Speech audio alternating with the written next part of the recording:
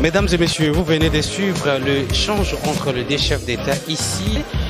Du lancement des programmes des systèmes de passation des marchés. Vous nous suivez partout à travers le monde, mesdames et messieurs. Bonjour et bienvenue dans ce nouveau numéro d'actualité en direct de Kinshasa. Le référendum constitutionnel en République centrafricaine, mesdames et messieurs, ça fait débat sur la scène internationale. À cette occasion, c'est les 30 juillet comme prévu, selon le président centrafricain Archange Touadéra. Nous sommes intéressés au niveau de l'ambassade de la République centrafricaine ici à Kinshasa pour s'intéresser sur l'organisation de cet référendum ici au sein de l'ambassade centrafricaine à Kinshasa. De ces faits, la question se pose comment ça va se dérouler, comment il y aura cette organisation par la diaspora centrafricaine vivant à Kinshasa. Nous allons tout de suite entrer et prendre l'engouement des votes ici dans la salle et puis nous allons clôturer avec vous, parties prenantes qui ont pris part à cet événement des votes ici en direct de Kinshasa et on va y revenir encore. Merci.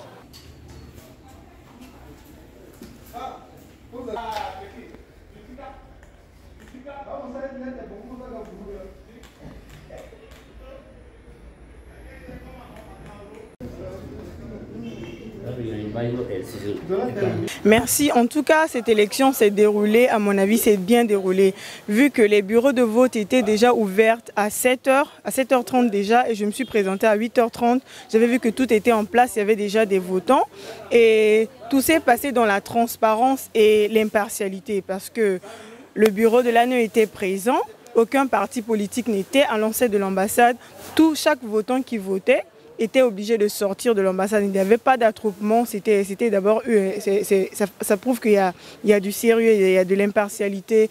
Et de deux, le vote était libre, il n'y avait pas moyen de truquer parce que quand tu votes une fois, tu marques ton doigt avec le marqueur et puis chacun, il y avait un isoloir, tout le monde, donc le votant était séparé et tout s'est bien déroulé, il n'y a aucun incident. C'est vrai qu'on a eu, en tant qu'observateur, j'ai eu à remarquer qu'il y avait beaucoup de Centrafricains qui sont venus mais qui n'ont pas pu voter parce que, ils avaient perdu leur carte d'électeur, qui ne se sont pas signalés. Il y en a de ceux qui étaient pas à Kinshasa mais qui se sont retrouvés à Kinshasa dans les années qui suivent après l'élection de 2020 parce que l'électorat n'a pas été renouvelé. Donc ça fait que beaucoup de gens, il y a certains Centrafricains qui n'ont pas pu voter. Mais il y avait beaucoup de gens qui ont participé. La participation était massive. En tout cas, vraiment, chapeau au bureau. Je vous remercie pour la question. Moi, je me présente d'abord, je suis M. Kouzou Jasmin. Je suis observateur dans le bureau de vote ici à Kinshasa. Donc, en gros, c'est-à-dire sur l'ensemble, tout a déroulé vraiment bon, dans le bon sens. Donc, il n'y a pas des irrégularités. Sauf, il y a d'autres électeurs. Ils ont perdu leur carte d'électeur. Ils n'ont pas de récépissé. Et il y avait aussi beaucoup d'autres parmi les Centrafricains ici qui devaient voter en dérogation. Mais ils n'ont pas l'ordre de mission. Ils n'ont pas vraiment eu le temps vraiment de voter parce qu'ils n'ont pas l'ordre de mission établi par leur service en question qui se trouve au pays. Ok, je vous remercie. Personnellement, moi j'ai fait mon devoir civique de citoyen. Et après, les compatriotes se sont empressés pour venir accomplir leur droit civique.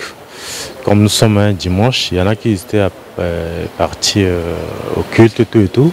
Mais au fil des heures, ils sont joints à nous et puis ils ont accompli leur devoir. Et ce que je pouvais apprécier, c'est qu'il n'y a aucun incident qui s'était produit.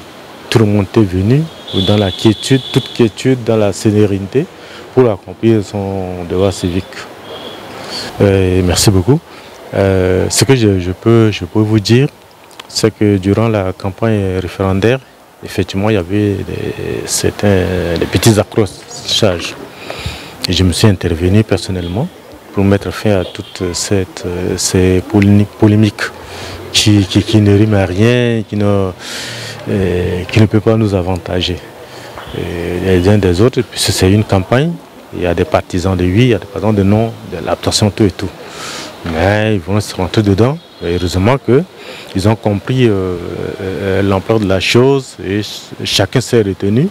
Et puis voilà, aujourd'hui on est là et tout s'est passé dans toute sérénité. Effectivement, dans l'ancienne constitution, le mandat est limité à 5 ans renouvelable une seule fois. Et cette fois-ci, c'est un septennat. Et comme le peuple est appelé à voter massivement, attendons de voir les résultats, ce que ça peut donner, et puis bon, on va apprécier tout le monde. Mesdames et messieurs, c'est par ici que nous allons mettre fin à cette édition spéciale consacrée au processus des référendums en République centrafricaine. Le président de la République centrafricaine, le professeur Akanche Touadéra, va quitter, si le référendum donne les résultats positifs selon la Constitution et les désirs du président, le mandat va quitter de 5 ans à 7 ans renouvelables plusieurs fois. Mais dans les cas contraires, le mandat va rester 5 ans renouvelable une seule fois, comme toute autre constitution de certains pays africains.